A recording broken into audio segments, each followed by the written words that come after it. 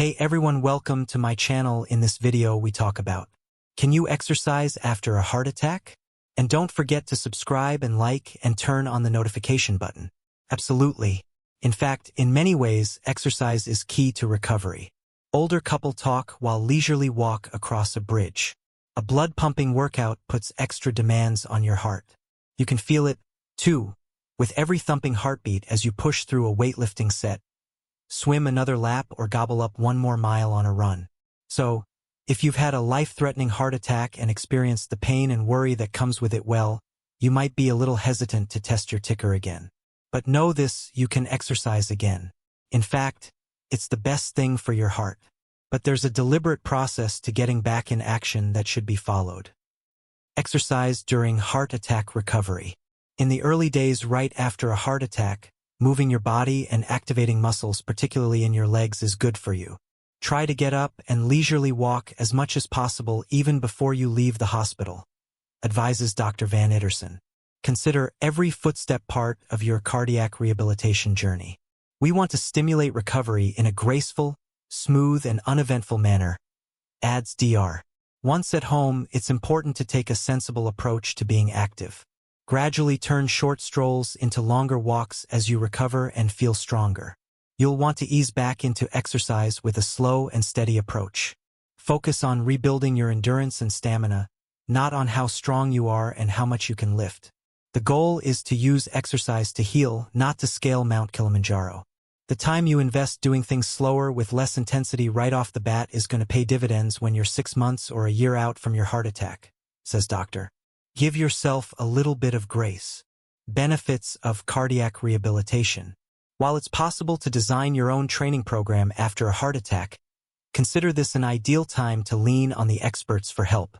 Enrolling in a cardiac rehabilitation program can help you rebuild aerobic capacity and strength.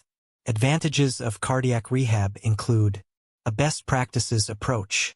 Outpatient cardiac rehabilitation programs provide supervised exercise training, nutrition, diet, education, and physical activity counseling. Your safety during the process is the #1 priority, but a close second is ensuring you receive optimal therapeutic benefits. Personalized exercise program. Cardiac rehab specialists develop a safe workout plan that fits you, your medical history, and your current fitness level, whether you're an athlete or someone new to exercising. Steady progression. Cardiac rehab is designed to slowly reintroduce and promote the continual progression of intentional exercise training in a safe and effective way. Exercise intensity levels can be dialed up as you improve stamina, get stronger, and rebuild confidence. It should be noted that most outpatient cardiac rehab programs are covered by health insurance. A standard cardiac rehab program typically involves 3 sessions a week for a total of 36 sessions performed over 3 months. But it's always good to contact your insurance provider before you get started in a program to confirm your coverage and the number of sessions allowed. Rehab session limits can vary depending on your plan. Signs you're overdoing it. Physically recovering from a heart attack requires patience, an attribute that's often in short supply.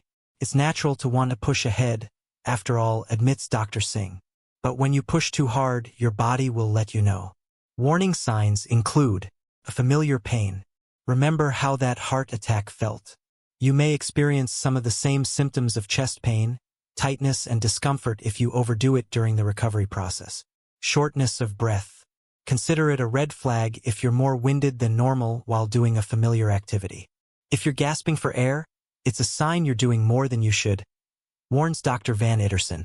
An effective workout does not need to make you out of breath and or mean going until you can't physically continue. Fatigue. Exercise can make you tired, of course. But if you're exhausted following a post-heart attack workout, it may indicate you're asking your body to do more than it's ready to handle. Feeling lightheaded or dizzy. If your head is spinning, this is a sign that you need to take a break and take it easy. It's important to listen to your body and don't minimize what you're feeling, stresses Dr. Singh. The more attuned you are to what's going on, the better we'll be able to develop a plan of action moving ahead. Can you get back to high-intensity exercise? A heart attack doesn't have to mean the end of high-intensity exercise. In theory, any exercise can be fair game after a heart attack, says Dr. Van Itterson. Just know that it'll take time to get there. What you can do and how soon you can do it depends on a variety of factors, including your current health and fitness level, past experience with exercise training, damage done to your heart muscle during the heart attack, the complexity of any procedure done following your heart attack. There are so many different things that go into the timing of when you can return to exercising and the intensity of what you can do, notes Dr. Singh. But the more you invest in following a gradual process, the more successful you will probably be in getting to the level you want. There are no guarantees, of course. Some people find that they can't return to the same level of training following a heart attack and need to adjust their expectations and goals. Every case is different, she adds. Work with your healthcare provider and cardiac rehabilitation team to figure out a reasonable plan and pace of progression. Moderate exercise is okay, too. While staying active is important for your health following a heart attack, high-intensity workouts aren't a requirement or necessarily more beneficial than moderate-intensity workouts. Competition. You don't have to go for maximal exercise for it to be effective, emphasizes Dr. Van Itterson. Focus on setting realistic goals that are rewarding, build upon one another and help you get started for the first time or get back to exercising in a safe and enjoyable way. Acknowledge exercise fears. Don't underestimate the mental aspect of restarting an exercise program either. Dr. Singh says she encourages people who go through a heart attack or other cardiac event to talk to a psychologist, psychiatrist, therapist, or counselor. Something just happened to a pivotal life organ in your body. She continues, there is going to be stress and concern. Talking to someone is a way to build some confidence and reassurance to move forward while feeling safe. Conclusion. Exercise isn't just possible after a heart attack. It's necessary to make you and your heart stronger for the years of life ahead. Exercise is huge in the recovery process from a heart attack and key to preventing future heart attacks and further damage. Encourages Dr. I can't emphasize enough how important it is to get moving in some way. That's it for today's video. If you enjoyed this content, don't forget to like and subscribe to our channel for more fascinating insights.